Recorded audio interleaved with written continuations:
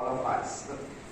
But rogue archives, I will take the minimum amount of time so that we can have some questions to Malvika to raise very, very important issues about archiving. Rogue archive, if I translate into Hindi or our own language, would mean, actually there's a phrase which became popular in theoretical media studies. It's called archives have gone rogue. Archives avara ho gaya hai. So this is the concept that has now come in.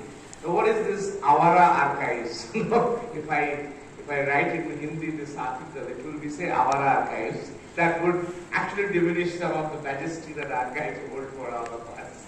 But anyway, so let me give you what I mean when I say this, or I want to say after 2 days of deliberation. This has come after almost 10 years of actual visitations to archives where the state was supreme. State controlled almost the whole of society in the Eastern and Central Europe. And what happened to the idea of archives for people?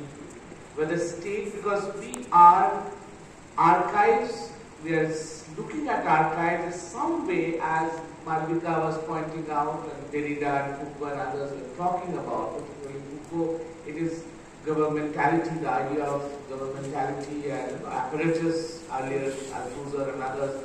From a Marxist institution, the argument was coming that archives somewhere is the kind of surrogate of the state. In some sense, the states. So we, as historians, we were negotiating our role when we were working with archives. We were constantly negotiating our role with the state when we were negotiating our role with the archives. So this is an understanding that we all grew with. So today also archive is a state enterprise in some sense. Now, when at this moment we were discussing, I think the new humanities that would come up, the digital humanities which has become very almost popular, but interestingly you'll see this term digital humanities has become more popular in the IIT curriculum, in the NIT curriculums, in the engineering colleges, because in some sense it is technology which is so close to state that they feel it almost convenient to have digital humanities courses in all IITs suddenly, and you don't know the springs of their love for digital humanities, whereas we are still debating, discussing about archives, humanities, and what should we do about technology. So it is in this sense that I was trying to approach this question about archives and what to do about it. So the first question is that if it has to do something with the state, are we concerned about the changing nature of the state? One. The second, and that will open up different boxes, I won't say Pandora's boxes, but different boxes. One is that we are talking about archiving technology at a time when the state is in a form which somebody is calling neoliberal state, or state is trying in many states.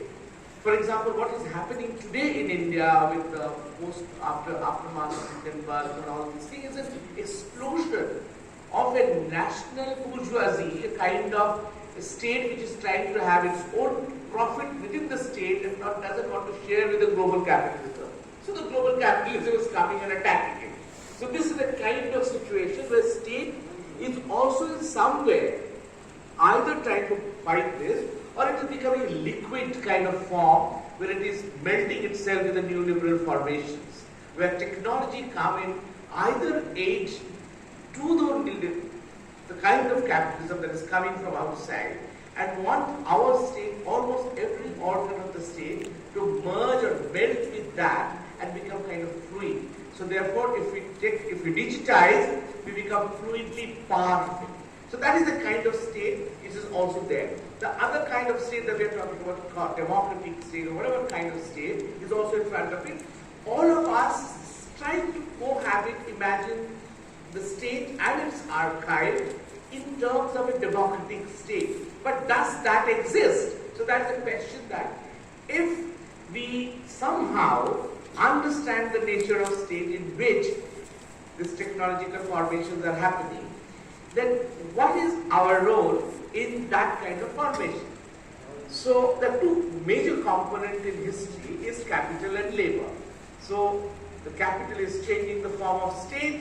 So what is happening to the labor? Now, in this combination, I would like to throw two arguments, two kind of evidences in which this debate can be pursued. One is the rogue archive. This concept is an interesting concept brought in by those who study the fan culture, the fandom, Shah Rukh Khan's fan group, or all kind of fan group. We have North Korean fan group, South Korean fan group.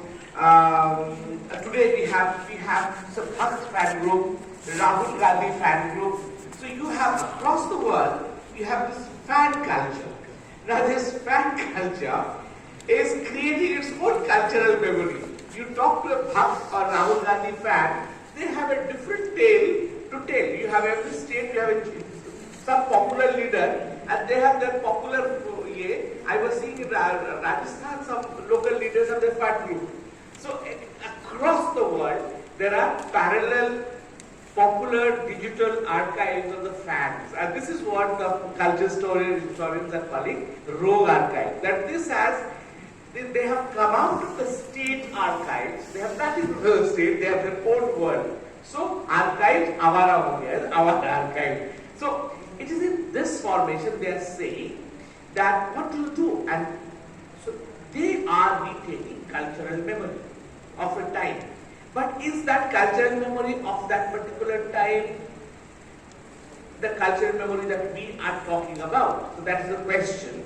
So what should the archives do, which we know? The archives that we know, and we are invoking our question or addressing our question to that. For example, Dr. Khandawat is here, Deputy Director Jaipur Archive. We are addressing our questions to them, that they are part of us in a democratic framework of society. The state is changing its character. So this is one. The second is much more serious, where the Foucauldian governmentality comes starkly, very crudely to us. And this has come with the experience of the migrants or the refugees who are crossing the Mediterranean or different seas, primarily Mediterranean, where they are coming from Africa, they are coming from Punjab, India, Afghanistan. They are crossing the sea to enter into Europe. And what the European state agencies are trying to do is to stop them, not on the European shore, European that way, even before they cross the high seas, before they enter the, say, Greek or some countries' seas, they try to stop them there. But how do you do that? So therefore, their highway traffic, highway ships and all, try to do something which is extraordinary, and that is not even recorded, reported, because they are trying to see that the refugees or those people who are migrants who are fleeing African coast, fleeing Asians, entering into the sea, European Sea, many of them, or most of them, are also killed because they are drowned there. Now, if you are drowned in the high sea, it is no longer responsibility of the European states. Now, it is here that a new problem of archiving is emerging or will emerge, because the people who are drowned there, since they are nobody's business, European states or European agencies, for example, or international agencies, are washing their hands of the judicial, legal, criminal processes that follow after a person dies unnaturally. If an accident happens outside this road, the police comes and the process begins where his body is taken to the post-mortem or the civil hospitals. The post-mortem is still the state's monopoly within the state and even outside the state. It is either this state's prerogative, monopoly of post-mortem and giving you a certificate. The civil surgeon issues a certificate of post-mortem. No private hospital even today gives anywhere the certificate of your death. Similarly, in the international HIC, it is the international organization which may come in, but in this case, nobody is claiming. And therefore, some NGOs, some private groups, some private volunteer groups have come in to support this migrant, Asian, Indian, African, Afghanistan, who are dying there precisely because the European ships are chasing them, so they jump and they die. Quite often, they might have died in the European ships, but they were thrown into beyond the international water. So this is where a new kind of problem is emerging in terms of whether the private post-mortem will be legitimate post-mortem. So they're challenging the state on a very critical issue where state has a monopoly. Now this, if you connect these two themes, where a completely popular fan culture is creating a completely different archive, mind you, mine and Kalawasa or Surajman's and their Facebook page will have not more than 600, 700 followers. But the popular fan groups have lakhs and lakhs and lakhs of followers. So therefore, that archive, when we are digitizing, that archive will compete with our digital archives, and that will be much more fluid archives in the sense of international selling. Ours will still be competing with the international capitalism, which wants to have a fluid state, so therefore state archives is a part of that international selling. So that is one part. The second part is still important.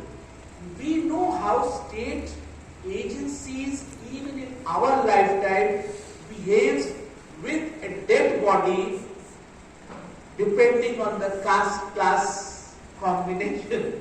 So you know, Jolly LLBs and all this cinema you see, the way the dead is treated, the post-mortem is itself a phenomenon that you all know how it happens. So therefore, the state's monopoly will soon be challenged. We don't know how in the past we have archived those documents. If you see the argument about death, how state declares a death, you know, in most states, particularly in the communist states earlier times, the death of even the big leaders are not announced immediately.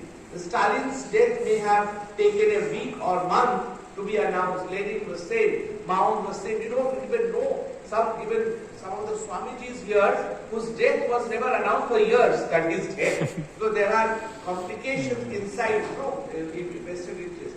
Therefore, the issue of death and the state's monopoly over the post-death processes is going to have a very interesting question for archivists about the nature of documents which will come from the private agencies, which are very valid and legitimate cause, because they are doing something for helpless people.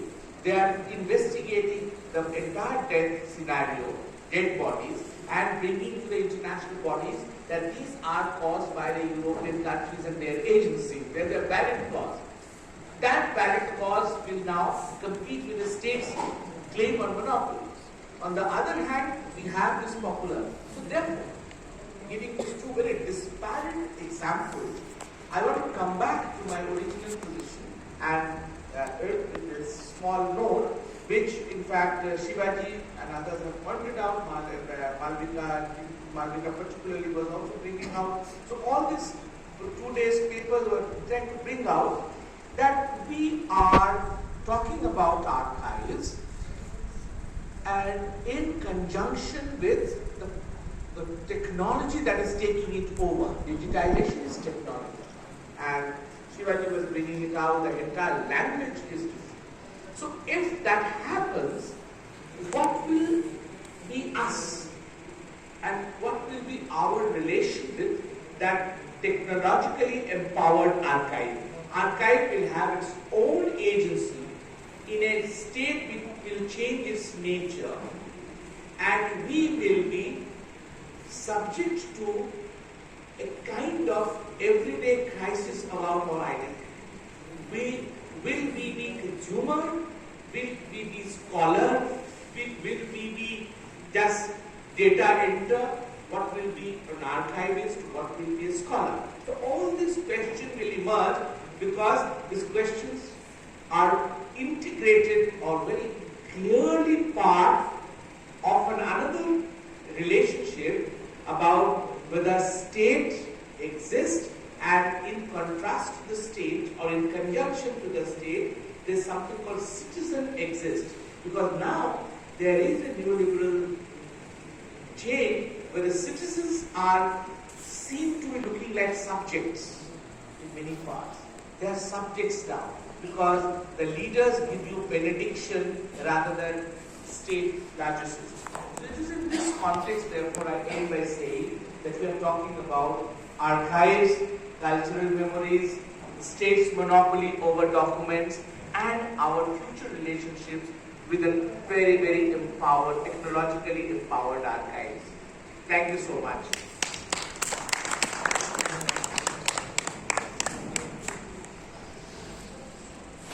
Thank you very much, sir, for a very, very thought-provoking presentation. So, with that, we come to the end of this session.